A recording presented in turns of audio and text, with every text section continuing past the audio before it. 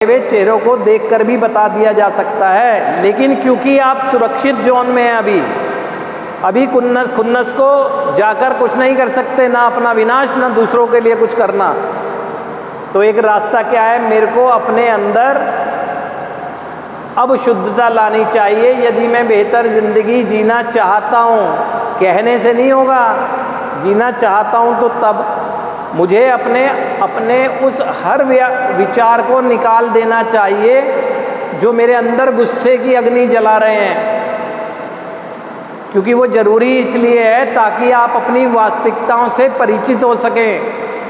कभी आपने सुना कि एक गर्म पानी में इंसान अपना चेहरा देख पाता है? अगर पानी उबल रहा है तो उसमें चेहरा दिखेगा? नहीं दिखेगा। शांत होगा तो उसमें दिख जाएगा। ठीक इसी तरह है, जब एक इंसान गुस्से की अग्नि में जल रहा होता है तो अपनी वास्तविकता से परिचित नहीं हो पाता है, अपनी वास्तविकता से दूर होता जाता है।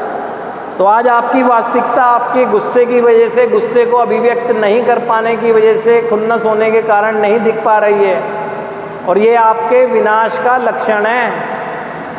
आप कहते हैं कि मैं नशा छोड़ दूंगा, अच्छी बात है। आप नशा छोड़ने के बाद अगर खुन्नस में रहेंगे तो जीवन कैसे जिएंगे? ये शांत कैसे रहने देगी? आपको नहीं रहने देगी। आपके विचारों में बदलाव कैसे आने देगी? नहीं आने देगी। अगर आने दे रही होती तो यहाँ पर बदलाव ना आ जाता, है ना।